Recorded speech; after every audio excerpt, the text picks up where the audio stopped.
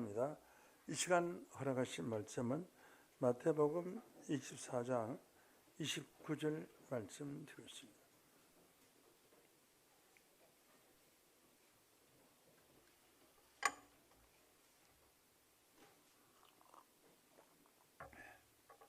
그날 환난 후에 즉시 해가 어두워지며 달이 빛을 내지 아니하며 별들이 하늘에서 떨어지며 하늘의 군능들이 흔들리리라. 그때에 인자의 징조가 하늘에서 보이겠고 그때에 땅의 모든 족속이 통곡하며 그들이 인자가 구름을 타고 능력과 큰 영광으로 오는 것을 보리라. 제가 큰 나팔 소리와 함께 천사들을 보내리니 제가 그 택하신 자들을 하늘 이 끝에서 저 끝까지 사방에서 모으리라. 아멘. 마태복음 24장 27절에서 31절 말씀까지 봉독해 드렸습니다. 구름 타고 오시는 주님, 이런 제목으로 말씀을 전거합니다.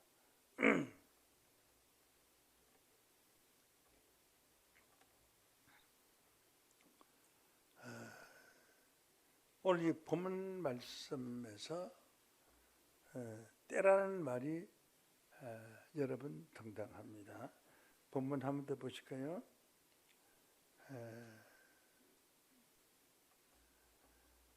환난 후에 즉시 해가 어두워지고 달이 빛을 내지 아니하며 별들이 하늘에서 떨어지며 하늘의 군능들이 흔들리겠고 그때에 라고 했습니다. 다시 보시겠어요? 다시 마태복음 24장 29절입니다. 그날 환난 후에, 그날이라는 것은 로마서 2장 16절에 심판날을 말합니다. 그날 환난 후에라는 것은 무슨 뜻이냐?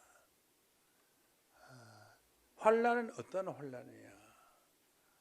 마태복음 24장 21절에 보면은 이는 그때 큰 환난이 있겠습니다.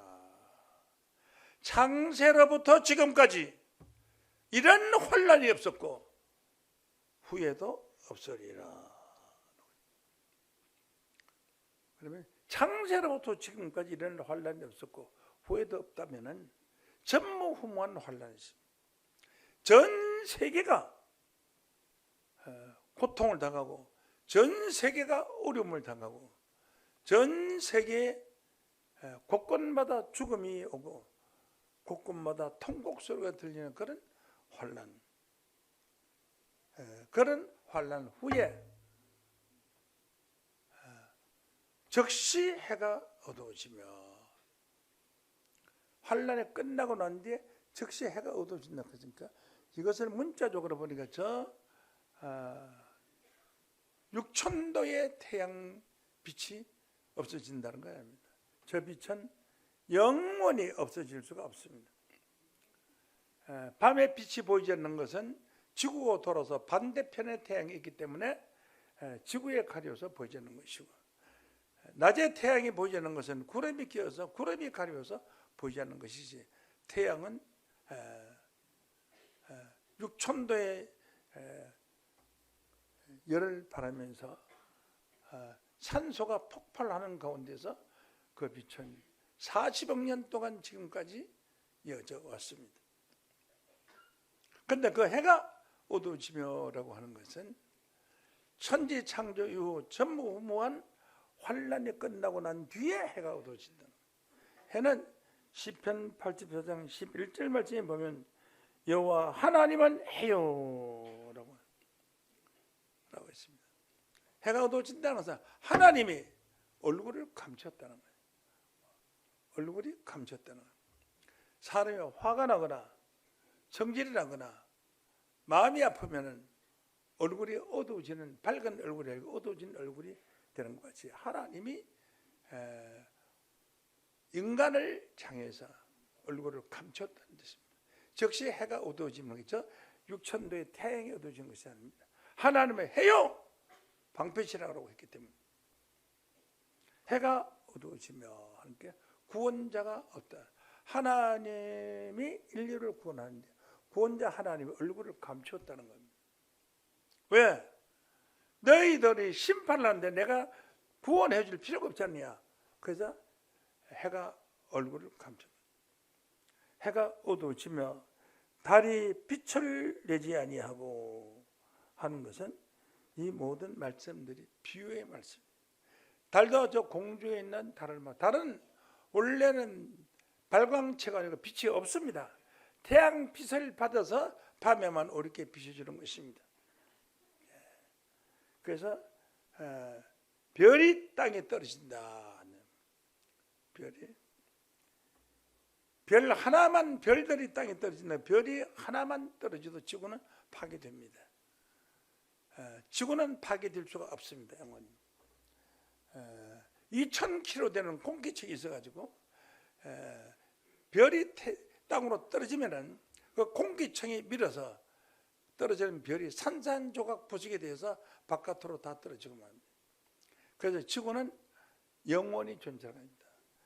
전도서 1장 4절 말씀에 보면 한 세대는 가고 한 세대는 오되 땅은 영원히 떠나라고. 그런데 어떻게 별이 떨어지겠습니까? 이 모든 것은 비유의 말씀입니다. 왜 성경은 사실대로 기록해놓지 않고 비유로 기록해놨느냐? 오늘 이 말씀 전체가 비유입니다. 비유로 기록된 말씀을 사실로 실상으로 알아야 합니다. 그래서 오늘 비유로 기록된 말씀을 실상으로 여러분에게 전달할 것입니다. 마태복음 13장 10절 말씀에 보면 예수의 제자들도 의심스러웠습니다. 제자들이 예수께 나와 말씀하시기를 어찌하여 우리에게 비유로 말씀하시나이까? 실상으로 말씀해 주십시오 라고 한 것입니다. 비유로 말하면 실상은 알 수가 없습니다. 절대로 알 수가 없습니다. 감히 보지 않았는데 감을 아무리 설명해도 감을 느끼는 사람은 없습니다. 귤을 맛보지 않는데 귤이 없는 가운데 귤을 아무리 설명해도 귤 맛은 낼 수가 없고 귤을 볼 수가 없습니다. 귤은 감만 하고 색깔은 노랗고 맛은 달큰하고 삼삼하고 달지근하다. 아무도 귤 맛을 느낄 수 없습니다. 실상은 무엇입니까? 귤 이거 먹어봐. 딱 먹어봐. 바로 이거야. 얼마나 좋습니까? 이와 같이 여러분은 비유의 말씀은 이해가 가져가냐. 이 비유의 말씀은 왜 비유로 말씀을 하시느냐 하면은 모르게 하기 위해서 비유로 말씀하시는 거예요. 못 알아듣게 하기 위해서 비유로 말씀하는 거예요. 성경은 전부 비유로 말씀됐기 때문에 전부 무슨 말이고 알지 못하도록 감추던 겁니다. 마태복음 13장 11절로 봅니다. 대답하여 가라사대 천국의 비밀을 아는 것이 너에게는 허락이 되었으나 저기 저자들에게는 허락이 되지 아니했다. 그래서 비유로 말하노라 라고 했습니다. 그러면 비유의 설교는 100번 1000번 들어도 아무런 값어치가 없습니다. 오늘날 기독교는 비유보다 더 큰 비유를 하고 있습니다. 예화 설교라고 합니다. 각 목사님 책상마다 예화집이 있는데 예를 들어서 이런 사건이 있었다. 비행기 사고 나서 비행기가 사람이 떨어지다가 믿음 좋은 사람이 소나무 가지 걸려서 살고 다른 사람 더 죽었다. 그런 예화라는 것은 아무런 값어치가 없습니다. 전부 거짓말로 지어낸 얘기입니다. 성경도 비유인데 성경을 가지고 또 예화로 갖다 붙여서 설교를 한다면 하나님의 뜻은 전혀 모르는 겁니다. 그러므로 참 하나님의 말씀은 예화도 또 비유로 기록된 성경 말씀조차 이것을 실상으로 여러분에게 알게 해줘야 구원을 받게 되는 것입니다. 그래서 여호와 실상을 말씀드리면은, 예를 들어서 마태복음 13장 7절에 보면은 더러는 좋은 씨가 더러는 가시떨기 위에 떨어짐에 가시가 자라서 기운을 막았고, 더러는 좋은 땅에 떨어지면 혹 100배, 혹 60배, 혹 30배의 결실을 하나니라, 이런 말이 있는데, 이게 무슨 말인지 알 수가 없습니다. 그래서 살아가는 제자들을 다시 많은 사람이 있을 때 그렇게 설교를 하고, 제자들 이제 따로 불러서 모아서 그 답을 설명을 하는 것입니다. 마태복음 13장 22절로 23절 봅니다. 23절. 22절 보죠. 22절. 같이 떨기에 뿌렸다는 것은 말씀을 들어라. 세상의 염려와 재리의 유혹에 말씀에 막혀 결실하지 못하는 것을 같이 떨기에 떨어졌다고 내가 그렇게 설교를 했다. 제자들한테 말씀하시는 거예요. 그리고 좋은 땅에 뿌렸다는 것은 무슨 씨앗을 천국의 좋은 땅에 뿌렸다는 것이 아니라 하나님의 말씀을 듣고 깨닫는 자니 결실해서 혹 100배, 혹 60배, 혹 30배가 되나니라 하고 다시 설명을 해주었습니다. 그래서 비유로 기록된 말씀은 제자들에게 다시 설명을 하고, 제자가 아닌 자들에게는 그냥 비유로 설명하고 끝을 낸 겁니다. 그러므로 비유로 기록된 말씀은, 비유로 기록된 설교는 100번 1000번 들어도 아무런 값어치가 없고 하나님 뜻을 알 수가 없습니다. 그러므로 비유로 기록된 말씀을 실상으로 증거하는 때가 온다고 그랬습니다. 요한복음 16장 25절 말씀에 보면은 이것을 비유의 말씀으로 너희에게 일러주었거니와 때가 되면은 다시 비사로 너희에게 말하지 않고 아버지에 대한 것을 밝히 이르리라, 이렇게 말했더라고요. 그래서 이제는 때가 되었으므로 제가 비유와 비사로 기록된 말씀을 오늘 여러분에게 실상으로 증거를 하겠습니다.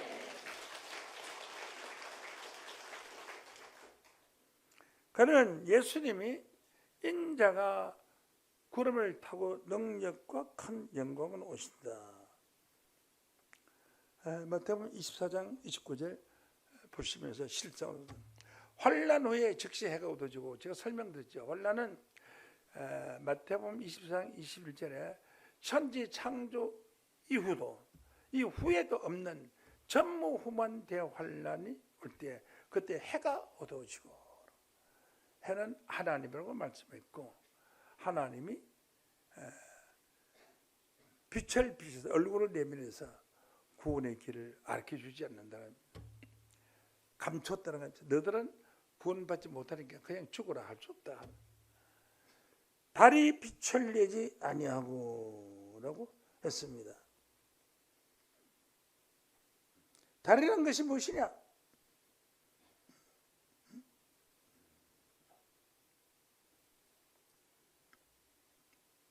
달은 태양빛을 받아서 밤에만 비춰주는 것입니다. 달은 뭐냐면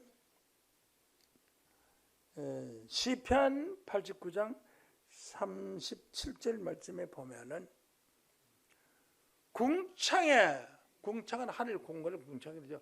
궁창에 확실한 정인은 증거하는 사람입니다. 궁창에 확실한 정인, 달같이. 달이 어떻게 확실한 정인이냐 그죠? 달이 어떻게 사람 정인이라는 것은 증거하는 사람, 정인. 달같이 영원히 경고케 되리라. 그러니까 태양은 하나님을 상징했으면 달은 예수님을 상징했습니다. 예수님은 궁창에 있는 달과 같은 분입니다. 달. 그래서 계시록 3장 14절 말씀에 보면은 기록되어 있기를 라오디게아 교회의 사자에게 편지하노니 아시아 7교회가 있었는데 그 중에 하나가 라오디게아 교회에게 예수님이 편지하시는 거예요. 아멘이시오 충성되고 참된 증인이시오. 아멘이시고 충성되고 참된 증인이시오. 하나님의 창조의 근본이시니까 가라사대 창조의 근본이시는 바로 예수님이십니다. 가라사대 네 행위를 아노니 네가 차지도 않고 덥지도 아니하도다. 차든지 덥든지 하기를 원하노라 라고 했습니다. 궁창의 참된 정인은 바로 예수님이십니다. 예수님은 하늘의 달로 비유되었습니다. 달을 궁창의 확실한 정인이라고 그랬고 계시록 3장 14절에는 아멘이시오 충성되고 참된 정인 예수라고 했습니다. 그러면 달은 예수님을 상징했습니다. 달은 태양빛을 받아서 우리에게 전해듯이 태양은 하나님의 상징이다. 예수님이 하나님의 말씀을 받아서 우리에게 전해준 겁니다. 그래서 달과 같은 역할을 하신 분이 있습니다. 그런데 이 달이 빛을 내야지 어디 숨을 곳도 알고 피할 곳도 알 텐데 밤에 달이 빛을 내지 아니하는 거예요. 그러니까 캄캄한 흑암의 밤입니다. 인류가 구원의 길을 찾아갈 수가 없이 환난 시대에는 하나님도 얼굴을 감추고 달도 빛을 내지 않아 얼굴을 감추고 그 다음 남은 것이 별인데 그 뒤에 말씀 30절로 봅니다. 그때의 30절 29절을 보시죠. 그날 환난 후에 적시 해가 어두워지며 달이 빛을 내지 아니하며 별들이 하늘에서 떨어지며 별들이 하늘에서 떨어진다는 거죠. 하늘에 있는 천체 별이 떨어진다는 겁니다. 천체에 있는 별이 그러니까 보통 지구보다 다 큽니다. 뭐 10배, 100배 되는 별들이 수두룩하고요. 그래서 그런 별이 지구에 떨어지면은 이 지구는 파괴되는 겁니다. 인류는 다 죽습니다. 그래서 2,000km 되는 공기압이 있어서 그게 떨어지면 그 공기의 힘에 의해서 떨어지는 별들이 다 파괴되도록 되어 있어요. 그래서 그 공기가 지구의 보호 역할을 하는 겁니다. 보호 역할. 그 공기가 없으면은 태양의 직사광선에 비쳐서 모든 식물이 다 죽고 바닷물이 황토 색깔을 이루어서 산소가 없어지므로 물고기들이 다 떼죽는다고 합니다. 그래서 그 공기층이 있고 그 공기층이 바로 막고 있는 것이 구름입니다. 구름이죠. 그 구름이 직사광선을 피해서 인류가 타서 죽지 않고 식물이 타서 죽지 않도록 자연의 환경을 하나님이 잘 만들어 놨어요. 그러니까 별이 떨어진다는 것은 하늘의 별이 아니라 땅에 있는 사람 별입니다. 군인 최고의 장군들을 별이라고 하죠. 원스타, 투스타. 세상에서 유명한 사람을 스타라고 하죠. 별이라고 하죠. 별이라고 하죠. 대한민국의 최고의 별은 대통령입니다. 대통령 밑에 있는 장관들도 작은 별에 해당됩니다. 그럼 기독교에서 최고의 별은 누구냐? 많은 사람들을 거느리고 다스리는 지도자들입니다. 다니엘서 12장 3절 말씀에 보면은 지혜 있는 자는 궁창의 빛과 같이 빛날 것이요 궁창의 빛과 같이 빛나고 별과 같이 빛나고 많은 사람을 옳은 대로 도로게 한 자는 별과 같이 영원토록 비치리라. 그러니까 많은 사람을 옳은 대로 도로게 한 사람 왜 별 아닙니까? 제 한 사람이 교회를 세워서 사명자를 배출해서 전국에 1,000교회를 세우려고 하다 1,000교회를 세우지 못했지만 전국 각 지방 곳곳마다 교회를 세워서 수만 명의 교회를 지금 만들어 놨다고요. 저도 별 아닙니까? 저도 별에 해당되는 겁니다. 해당되는 게 아니라 지구에 나가서 개척을 해서 훌륭한 목사가 돼서 교회를 1000명 이상 세웠다면 그 사람들도 별에 해당되는 겁니다. 그럼 하늘에 별들이 떨어진다는 것은 무슨 말이냐 하면 별들이 너무 교만해져. 내가 이제 별이다, 날 따라올 사람 없다, 교만해져가지고 하나님, 너는 비록 큰일 나고 전도도 많이 하고 교회 부흥도 많이 시키지만은 너는 하나님의 나라에 들어갈 수가 없다.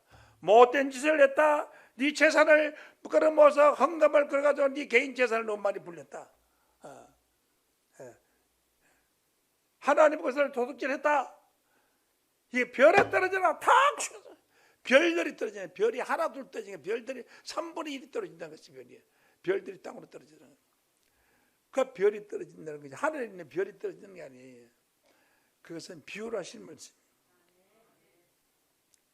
별들이 떨어진 거, 해란 얼굴을 감추고 달도 얼굴을 감추고 별이 떨어지니까 그게 하늘의 최고 권능인데 하나님, 예수님, 선지자들이 다 떨어지고 불과 별이 조금 안 떨어지는 별이 몇 개밖에 없어요. 그러니까 국가의 대통령과 장관들이 막 떨어져 나가면 혼란이 일어날 거다니요. 그와 같이 하늘의 권능들이 흔들리로다. 그런 거로 내가 목사 됐다고 교만하지 말고, 교회가 크다고 교만하지 말고, 성경을 많이 한다고 교만하지 말아야지. 네가 그래 별이 돼가지고 떨어질란지야 떨어져 어떻게 하느냐. 그래 그래서 별이 떨어지면 쑥이 되고 그 쑥물을 먹는 사람이 다 죽는다고 그랬어요. 이거 환란 후에 이루어지는 일이에요. 천지 창조 이후에 환란 후에 즉시 해가 어두워지고 달이 빛을 내지만 별들이 땅에 떨어지게 되면 하늘의 권능들은 바로 여러분들입니다. 하나님의 나라를 유벌받을 하나님 백성들이 아이고 저렇게 높은 사람들도 떨어져서 나가는데 우리는 어떻게 구원을 받았고 걱정이 될까. 환란 후에 권능들이 흔들리로다. 그때는 어디야? 하늘의 권능들이 흔들리고 모든 사람들이 두려워하고 있을 때 이 진리의 말씀을 거시려고 하나님을 믿지 않는 저 배신자들은 어떻게 되겠냐? 하늘에서 징조가 보이겠고, 징조는 무엇이 이루어질 조짐, 하나님의 뜻이 이루어질 조짐을 징조로 보이겠고, 그때 땅의 모든 족속에 통곡하며, 모든 족속이라는 건 전 세계 만민 통곡한다는, 통곡하며 그들이 인자가 구름을 타고 능력과 간정으로 오는 것을 보리라라고 했습니다. 자, 인자는 예수님이 인자요. 요한복음 3장 13절 말씀 보면 인자는 하나님이 인치신 자라야지. 예수님이 자기를 보고 인자라고 그랬어요. 나는 사람의 아들이다. 사람 인자 아들 자자 사람의 아들이다. 사람의 아들로, 요셉의 아들로 유대 땅 베들레헴에서 태어났잖아요. 그 인자가 하늘로 성천에서 구름을 타고 능력과 큰 영광으로 올 때 땅에 있는 모든 족속이 통곡한다는 거예요. 성경이 안 해줄 줄 알았더니 진짜로 이루어졌구나. 이거 큰일 났네. 우리 진작 예수 믿으러 갈 때 믿을 텐데. 세강중앙교회에 나가면서 우리 아들 손자가 할아버지 교회 나와요, 아버지 교회 나와요, 교회 나와요 해서 말은 들었다가 이제 그때 가서 땅을 치고 통곡하고 올 것이다. 통곡하고 온 세상이 통곡하고 올 때에 그때에 구름을 타고 능력과 큰 영광으로 온다. 근데 구름을 타고 온다는 게 뭐냐? 구름도 비유가 아니야. 구름이 무엇이냐? 구름은 햇빛이 비침으로 말미암아 수증기가 증발해서 모인 물방울, 그 물방울이 모여서 큰 물방울이 돼서 큰 구름을 이루는 거예요. 큰 구름을 이루어서 공중에 떠 있는 겁니다. 그 구름을 말한 거예요. 그 구름을 타고 오죠. 없습니다. 그런 물방울이기 때문에 그건 아무것도 아닙니다. 구름이 아무 두꺼워도 비행기에서 떨어지면 그냥 총알같이 땅으로 떨어지는 거예요. 그런 구름을 타고 어떻게 하고 있습니까? 구름이라는 것은 대간절 무엇이냐? 응? 구름이. 구름에 관해서 한번 성경을 통해서 알아보도록 하겠습니다. 성경 기록 욥기서 38장 37절 말씀에 보면은 누가 지혜로 구름을 계수하겠느냐? 누가 지혜가 있어서 구름이 하늘에 몇 개나 떠 있는지 그것을 헤아릴 수가 있겠느냐? 누가 하늘에 병을 쏟아 티끌로 진흙을 이루어 흙덩이로 서로 붙게 하겠느냐? 진흙과 흙덩이가 서로 붙자면 물이 있어야 될 거 아니에요. 누가 그렇게 그걸 붙게 할 수 있는 자가 누구냐? 없다 이죠. 그래서 누가 지혜로 구름을 계속하겠느냐? 구름이라는 것은 무엇이냐 하면은 조금 더 제가 문제를 주면서 해답을 하겠습니다. 에스겔 30장 3절 말씀 보면 그날에 가까웠도다. 그날은 넘어서 2장 16절에 심판날이야. 그날에 가까웠도다. 그날이 가까웠도다 하는 거죠. 심판날이 가까웠도다. 심판날이 가까웠도다. 그날은 구름의 날일 것이오. 이 말. 그날은 구름의 날이란 구름이에요. 그럼 구름이 뭐냐? 구름의 날이 뭐냐 이거죠. 구름이라는 건 뭐냐? 구름의 날일 것이요 열국의 때로다 라고 했습니다. 열국이라는 것은 많은 나라를 가리키는 열국. 열국의 때다. 구름이 많다 이렇게. 그럼 구름이 무엇이냐? 응? 구름이 무엇이냐? 유다서 1장 12절 말씀에 보면은 저희가 기탄 없이 너희와 함께 먹으니 저희는 누군지 모르지만 보세요. 너희 애찬의 암초요. 이 저희라는 자는 애찬의 암초는 거예요. 애찬은 사랑스러운 잔치집에 암초와 같은 자요. 깡패 같은 놈이다 말이지. 자기 몸만 기르는 목자요. 자기 몸만 기르는 목자는 거짓 목자죠. 백성을 길러야 되는데 지 몸만 살찌우고 저만 배천 목자는 거짓 목자니요. 자기 몸을 기르는 바람에 불려가는 물 없는 구름이야. 이 거짓 목자를 바람에 불려가는 물 없는 구름이라고 했어요. 다시 볼까요? 너희 애찬의 암초요. 자기 몸만 기르는 목자요. 자기 몸만 기르는 목자는 거짓 목자죠. 암초도 바위, 물속에 숨어있는 바위가 배가 지나가다가 탁 부딪혀서 배를 파산하게 하는 것도 나쁜 바위죠. 암초요. 물 없는 구름이야. 이런 구름은 물 없는 구름이다. 이런 사람을 거짓 목자를 물 없는 구름이라고 했어요. 구름은 값어치가 있는 것은 물이 있어야 돼요. 물을 안고 있어서 가만히 구름이 팍 모이다가 비를 쏟고 가야 아이고 살았다. 그래서 그 시커먼 구름이 가뭄에 몰려오면 박수를 치죠. 아이고 이제 살았다. 이제 곡식이 타들어가던 곡식이 살아나겠구나 하는데 이런 구름이 바람에 보니까 휘잉 다 흩어지고 다 날아가버렸어요. 그냥 구름이 비올 것 같이 거짓말만 하고 간 거죠. 그러니까 물 없는 구름이요. 물은 비를 말하는데 비를 싣고 있는 구름은 바람이 불면은 비를 많이 싣고 있는 구름은 땅으로 쏟게 돼 있고 물을 많이 실지 않은 구름은 바람이 불면 때리러 가게 돼 있어요. 물 없는 구름이 거짓 목자라면 반대로 다시 물 있는 구름은 참 목자다. 그럼 물 없는 구름은 거짓 목자예요. 물 있는 구름은 참 목자다 이거죠. 그러면 구름은 무엇이냐? 목자를 상징한 것입니다. 그러면 목자를 비유한 것입니다. 그래서 물 없는 구름, 물 없는 구름, 거짓 목자, 물 있는 구름은 참 목자로 비유하고 있습니다. 그래서 누가 지혜로 구름을 계수하겠느냐 하는 것은 말재가 막 구름이 너무 많다 이거예요. 거짓 목자 구름도 있고 참 목자 구름도 있는데 거짓 목자 구름은 비를 내리지 못하는 구름은 거짓 목자 구름이고 참 목자는 비를 내리는 말씀을 내리는 거예요. 비라는 것은 신명기 32장 2절 말씀에 보면은 나의 교훈은 내리는 비요 나의 말은 맺히는 이슬이요 열한 풀에 가는 비요 채소의 담비로다. 그러니까 이 비라는 것은 말씀을 말하는 거예요. 교훈은 내리는 비요 나의 말은 맺히는 이슬이요. 이슬이도 비요. 맺히는 이슬, 이슬이 물이잖아요. 말의 이슬이라고 했으니까 이슬 물은 하나님의 말씀 비운 거죠. 열한 풀 위에 가는 비요. 열한 풀에는 가는 비가 내려야지. 열한 풀 큰 비가 내리면 풀이 꺾여서 풀이 죽죠. 채소 위에 담비로다 그러지 않습니까? 그래서 비는 하나님의 말씀을 상징했습니다. 그리고 목자는 구름을 상징했습니다. 그런 참 목자는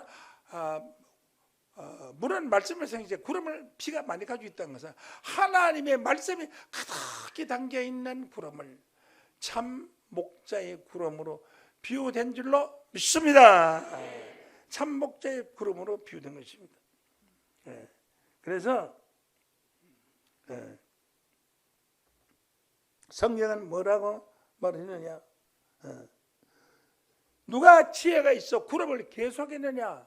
말세에는 구름은 목자를 비유했으니까 말세에는 거짓 목사가 너무 많아요. 헤아릴 수가 없어요. 목사가 너무 많아요. 코로나 이전에 우리 저녁에 우리 교회 옥상에서 내려다 보면은 관악구에 교회가 세릴 수가 별이 너무 많아가지고 십자가 너무 많아 세릴 수가 없었는데 코로나 시대가 지나고 지금 올라가 보니까 한 서너 개밖에 없어요. 다 없어졌어요. 교회가 개척 교회가 다 없어졌어요. 왜 없냐? 물 없는 구름은 환난 시대가 오면 없어지는 거예요. 물 있는 구름은 하나님의 말씀 무게를 가지고 있기 때문에 물 있는 구름은 구름 밑에는 사람이 먹이 돼 있어요. 뭐 이런 겁니다. 물 없는 구름은 거짓 목자요. 물 있는 구름은 참 목자로 비유되었다는 사실을 깨우침 받기를 원합니다. 그래서 거짓 목자 구름에 관해서 에레미야애가 3장 44절 말씀에 보면은 에레미야애가 3장 44절 주께서 구름으로 서서로 가려우사 기도로 상달치 못하게 하시고 이 단상에 거짓 목자가 와 있으면은 물 없는 구름이 있으면 기도가 상달이 안 돼요. 구름으로 구름이 딱 막아가지고 하늘에 기도가 올라가다가 내려버리고 상달이 안 돼요. 기도로 상달치 못하게 뭐요 하시고 라고 했습니다. 46절로 보면은 45절 46절 보겠습니다. 우리의 모든 대적이 우리를 향하여 입을 크게 벌렸나이다. 두려움과 함정과 잔해와 멸망이 우리에게 임하였도다. 이게 뭐냐? 물 없는 구름이 하나님 백성들을 지켜주지 못하니까 두려움과 함정과 온무가 멸망이 임하였도다라고 한 것입니다. 그런데 참목자의 구름을 어떻게 비유냐? 욥기서 37장 12절 말씀에 보면은 구름이 인도하는 대로 두루 행하시나니 구름이 어떻게 인도를 하느냐 사람을. 구약 시대에 그 이스라엘 백성이 광야 생활을 할 때 여러분들이 성지 순례 가보면 알지만은 40도가 넘는 그 더위 속에 100명 200명도 아니고 100명 200명도 아니고 한 2만 명 되는 사람을 광야에서 인도해 나가는데 물도 없고 샘도 없는 곳에 그 사람들이 살아남는 곳은 공중에 구름이 있어야 돼요. 구름이 꽉 껴 있어요. 시커먼 구름이 이스라엘 백성 위에 떠 있어요. 있다가 그 구름이요. 그 오래 몇 날 며칠고 뭐 1년 2년도 있는 수가 있어요. 그래서 성경에 보면은 그리고 거기서 이 구름 밑에 살아요. 가나안 땅이 있어도 갈 수가 없어요. 가는 동안 더위로 다 죽어. 수만 명을 들고 갈 수가 없어요. 더위로 죽어요. 그래서 구름 속에 머물러 있다가 구름이 이동하면 구름을 따라가는 거예요. 그래서 구름이 인도하시는 대로 두루 행하시나니. 그러니까 구름은 목자를 비유했습니다.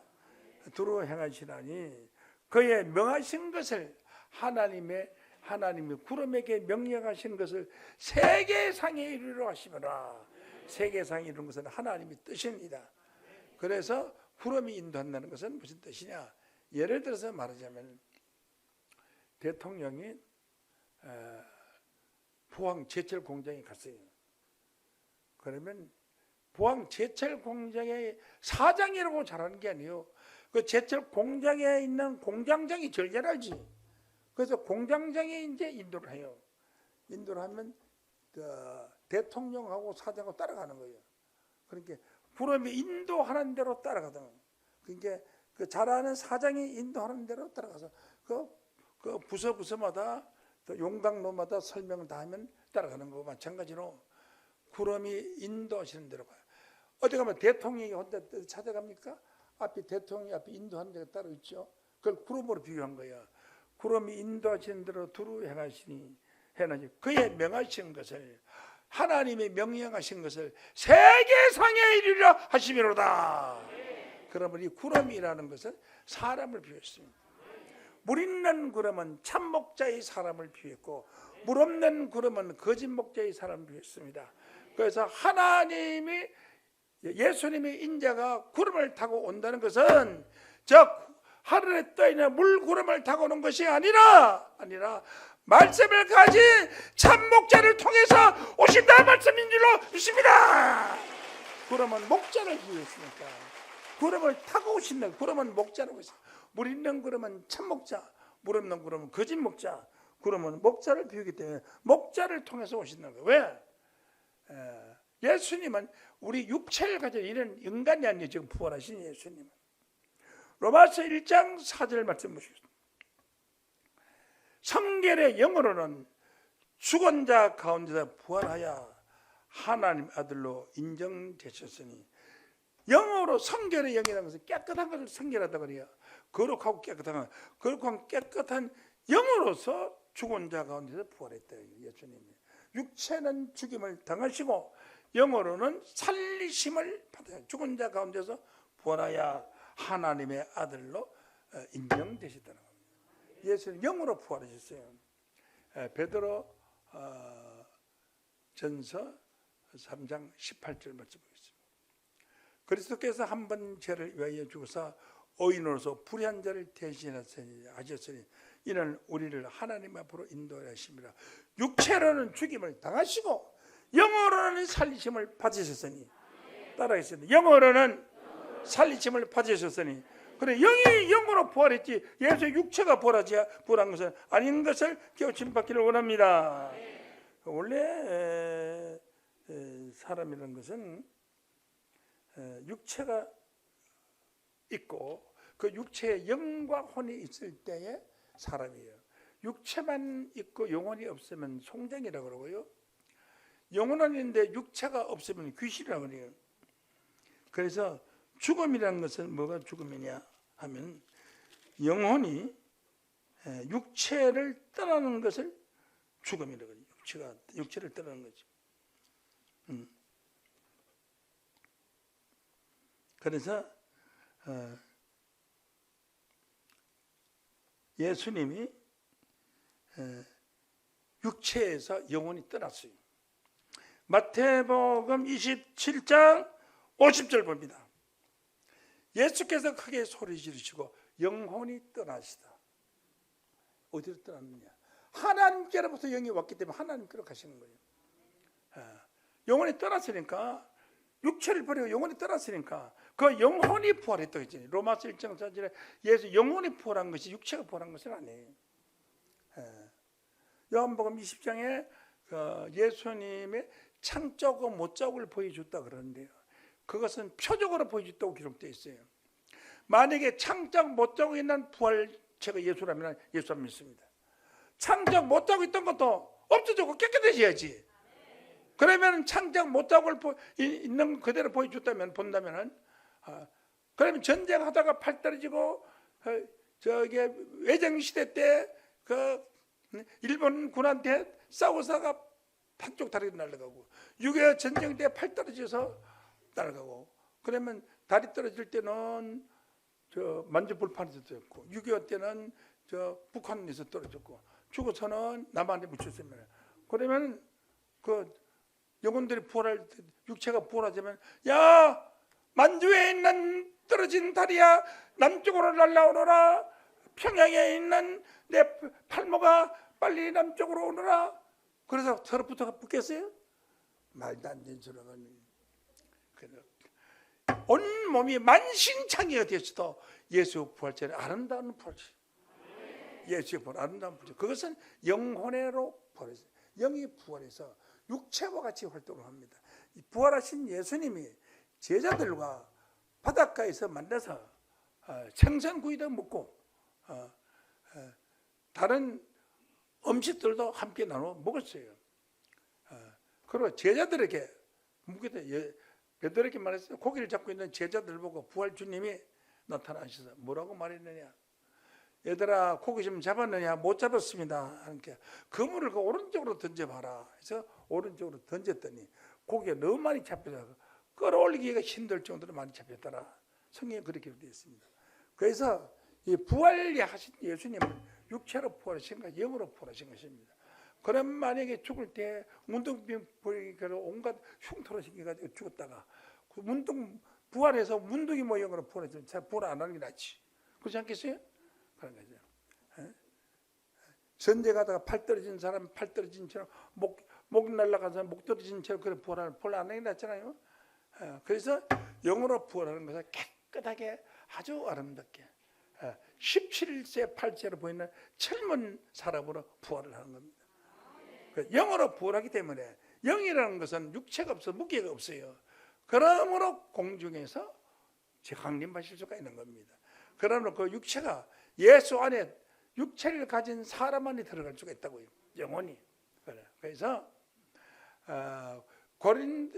요한복음 15장 7절 말씀에 보면은 너희가 내 안에 그거예요. 우리가 어떻게 예수 안에 어떻게 사람이 사람 속으로 어떻게 들어갑니까? 너희가 내 안에, 내 말이 너희 안에 거하면, 그 말씀은 하나님의 예수님의 영이거든요. 그 무엇이든지 원하는 대로 구하라. 그래야만 이루리라고 했습니다. 예수님이 인자가 구름을 타고 오는 것은 그 영체가 오는 거예요. 영체가 와서 어디로 들어가느냐 하면은 이사야서 59장 20절 말씀에 보면은 여호와께서 가로시되 구속자는 온 세상을 구하는 구세주가 시온에 임하여 야곱 중에 죄가를 떠나는 자 사람에게 임하리라. 사람에게 임하는 겁니다. 다시 보시겠어요?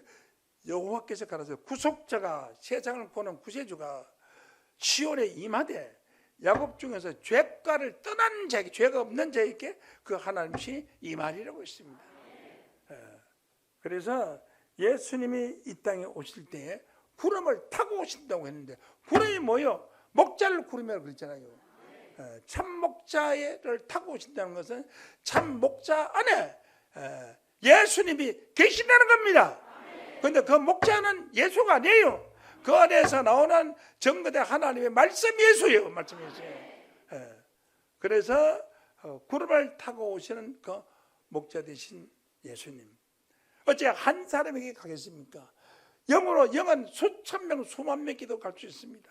여러분, 마지막 때 이 세상 구름을 타고 오시는 예수님께서 이 땅에 임하실 때 여러분 자신들이 구름이 되시기를 예수 이름으로 간절히 축원합니다.